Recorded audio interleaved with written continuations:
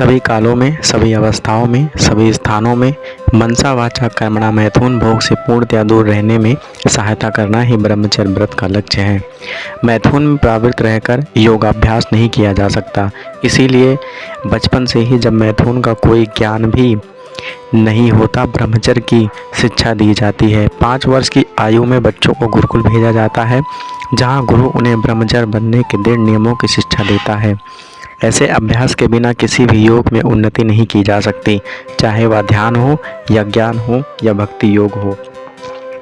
किंतु जो व्यक्ति विवाहित जीवन के विधि विधानों का पालन करता है और अपनी ही पत्नी से मैथुन संबंध रखता है, वह भी ब्रह्मचारी कहलाता है।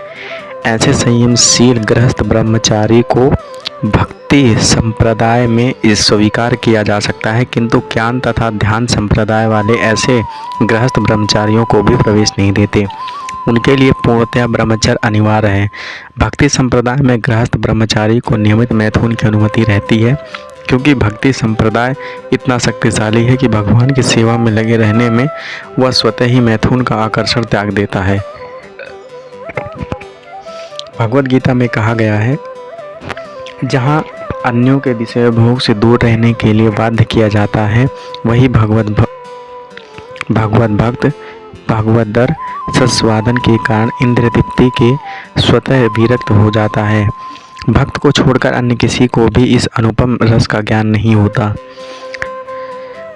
विगत भी पूर्ण कृष्ण भावना भावित हुए बिना मनुष्य निर्भय नहीं हो सकता। वध्यजु अपने विकृत स्मृति तथा कृष्ण के सभी अपने संबंध, शाश्वत संबंध की विस्मृति के कारण भयभीत रहते हैं। भागवत का कथन है, कृष्ण भावना भावित व्यक्ति ही योग का पूर्ण अभ्यास कर सकता है, और चूँकि योगाभ्यास का चरम लक्ष्य अंतःकरण में भगवान का दर्शन पाना है, अतः कृष्ण भावना भावित व्यक्ति पहले ही समस्त योगियों में श्रेष्ठ होता है। यहाँ पर वर्णित योग विधि के नियमों तथा कथित योग प्रिय योग समिति में भिन्न है।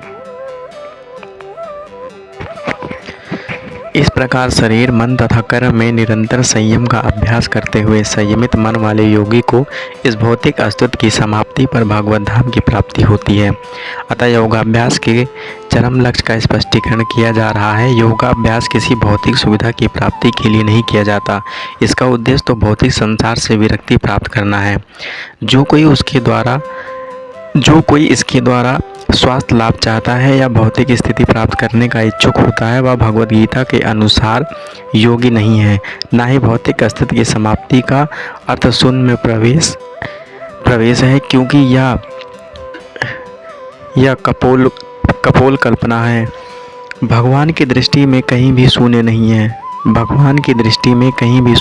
है। उल्टे भौतिक अस्तित्व की समाप्ति से मनुष्य भगवत धाम में प्रवेश करता है। भागवत गीता में भगवत धाम का भी स्पष्टीकरण किया गया है कि वह स्थान जहाँ न सूर्य की आवश्यकता है, न चांद की बिजली की। आध्यात्मिक राज्य के सारे लोग उसी प्रकार से स्वतः प्रकाशित हैं, जिस प्रकार सूर्य द्वारा सब भौतिक आकाश। वैसे तो भगवत धाम सर्वत्र है, किंतु चिन्नम व्योम तथा उनके लोगों को भी परम धाम कहा जाता है। एक पूर्ण योगी, जिसे भगवान कृष्ण का पूर्ण ज्ञान है, जैसे कि यहाँ पर भगवान ने स्वयं कहा है, वास्तविक शांति प्राप्त कर सकता है। अतः अंतोगत्वा कृष्ण लोक या गोलोक वृंदावन को प्राप्त होता है। ब्रह्म संहिता में कहा गया है, यद्यपि भगवान सदैव अपने धर्म में निवास करते हैं, जिसे गोलोक कहते हैं, तो भी वे अपना परा आध्यात्मिक शक्ति के कारण सर्वव्यापी ब्रह्मा तथा अंतर्यामी परमात्मा हैं।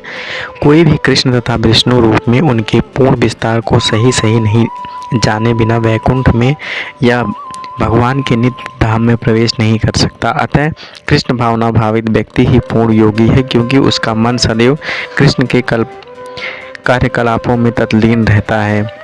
वेदों में भी हम पाते हैं कि केवल भगवान कृष्ण को जानने पर जन्म तथा मृत्यु के पद को जीता जा सकता है। दूसरे शब्दों में योग की पूर्णतया संसार से मुक्ति प्राप्त करने में है, इंद्रजाल अथवा व्यापक के कर्तव्यों द्वारा अबोध जनता को मूर्ख बनाने में नहीं। हे अर्जुन, जो अधिक खाता है या बहुत अधिक कम खाता है या जो अधिक सोता है अर्थात जो पर्याप्त नहीं सोता, उसके योगी बनने की कोई संभावना नहीं है।